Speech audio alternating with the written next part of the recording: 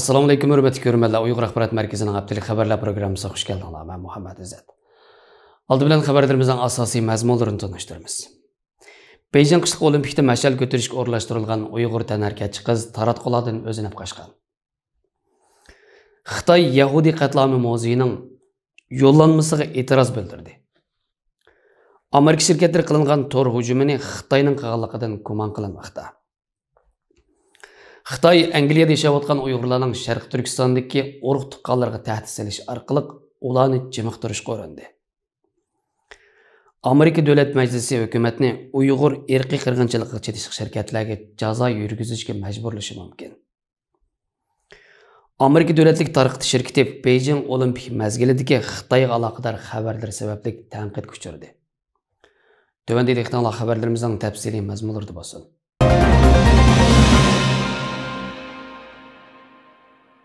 Daily Mail to'rining 6 fevraldagi xabariga ko'ra, Xitoy doiralari tomonidan qishliq olimpik mash'alni ko'tarishga o'rlashtirilgan Dilnigar Ilhamjon o'zi qatnashgan musobaqa turida 43-chi bo'lgandan keyin Olimpik komitetining belgilamasiga zid holda muxbirlarning ziyoratini qabul qilmasdan boshqa 3 nafar Xitoy tanarkatchi bilan birga aralashma rayon orqali g'ibbatga tikib o'tgan.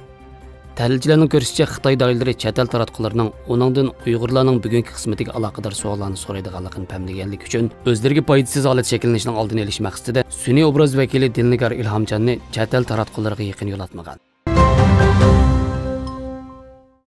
Fox xabarlar to'rining 9 fevraldagi xabariga ko'ra, Amerikadagi Yahudi qatlami muzeyi o'zining rasmiy Twitter hisobi orqali siz olimpikda mash'al yetkazishdan iborat hammaga tunishliq an'anaga shohid bo'lasiz.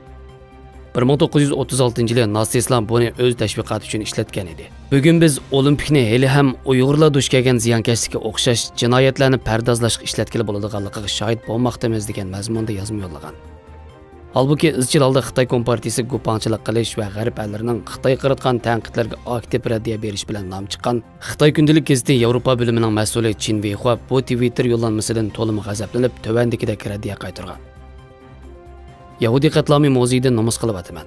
Sizlarcha Yahudi qatlami bilan kasbiy tarbiyalash o'xshash ishmi? Ayni chaqda 30 mingdan ortiq Yahudi Shanxayda panohlangan edi. Amdilikda sizlar Xitoy xalqiga mushundaq minnatdorlik bildiramsizlar. Amerika Ovoz to'rining 9 fevraldagi xabariga ko'ra, Wall ko'chasi jurnali Nyu-York pochtasi qatorliq apparatlarning sohibi bo'lgan bosh shtabi Nyu-Yorkdagi xabar guruhi o'z xizmatchilariga ishga ilxat yo'llab, o'zlarining ma'lum davlatning sijil davomlashgan tor hujumlarining nishoniga aylanganligini bildirgan. Xabar guruhining bosh texnik amaldori David Kellen ilxatda 1-oyning 20 kuni biz qarmoqimizdagi bir qancha savdo o'rinlari ishlatayotgan sistemaga tor hujum qilinganligini bayqadik degan.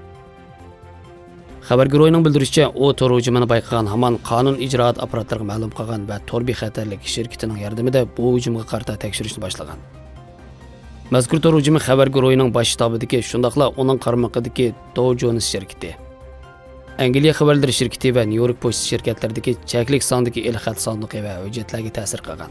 Tor bexatarlik shirkati bu hujumning Xitoyga chetishlik ekanligini ilgari surgan. Yakshanbalik Times gazeti to'rining 10 fevraldagi xabariga ko'ra, bir parcha tadqiqot dokladida ko'rsatilishicha, Xitoy tajovuzchilari Angliyadagi Uyg'urlarni o'ziga qarshi gap qilmaslik to'g'risida ogohlantirgan.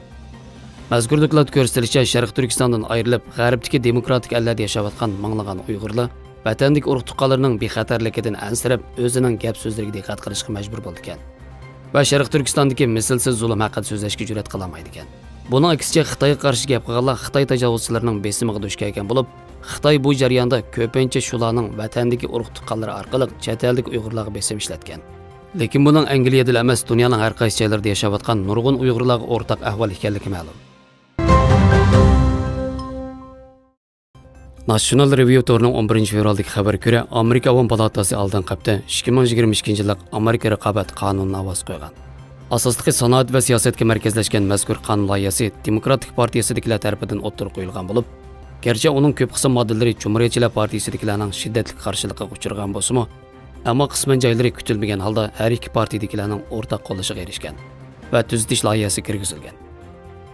Biden hukumatidan Sharq Turkistondagi majburiy emgakka chetishliq 4 shirkatga jazo yurgizishni talab qilish to'g'risida modda dal shulardan biri bo'lib, mazkur 4 shirkat birinchi quyosh energiyalik batareya ishlab chiqaradigan Longji shirkati.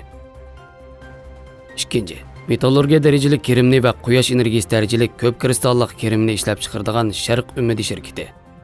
Uchinchi, fotovoltlik material ishlab chiqaradigan Shishin yangi energiya shirkati va ko'p kristallik kerimni ishlab chiqaradigan Dachuan yangi energiya shirkati ekan.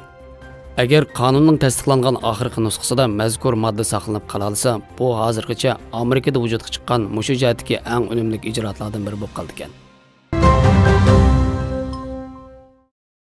Fox xabarlar torining 12 fevraldagi maqolasida ko'rsatilishicha, Amerika davlatlik tarqatish shirkati, ya'ni NBC, Xitoyda o'tkazilayotgan qishliq olimpik jarayonidagi xabarlarda Uyg'urlar duch kelayotgan mislsiz zulm to'g'risida kishilik huquq tafsirchiliklari, keng ko'lamli tutqun qilish va atalmish irqiy qirg'inchilik degandek iboralarni ishlatganlik uchun siyosatchilar va aloqador mutaxassislar tomonidan tanqidlangan. Amerika Kengash palatasining a'zosi Marko Rubio bu vaqtda buningdan keyin NBC'ni davlatlik Beijing shirkati deb atash kerak degan. Hodison institutining oliy tadqiqotchisi Nuri Turkal bu vaqtda shunday degan. Bu xil iboralar Uyg'urlarning beshiga kelgan qismatlarning darajasini tuvallatib ko'rsatib qo'ydi. Xitoyning jinoyatini irqiy qirg'inchilik deb atamaslik, irqiy qirg'inchilikni inkor qilganlikdir. Taratqulardagi, akademik sohadagi, aqlli ambarlardagi kishilar ishlatgan so'z iboralariga diqqat qilish kerak. Irqiy qirg'inchilikni inkor qilish uchun cho'qim men irqiy qirg'inchilikni inkor qilaman deyish shart emas. Buning xilma-xil shakllari bor. Xabarlarimizni ko'ringlar, rahmat. Ko'rishguncha omon bo'linglar. Xayr xo'sh, Allohga omonat.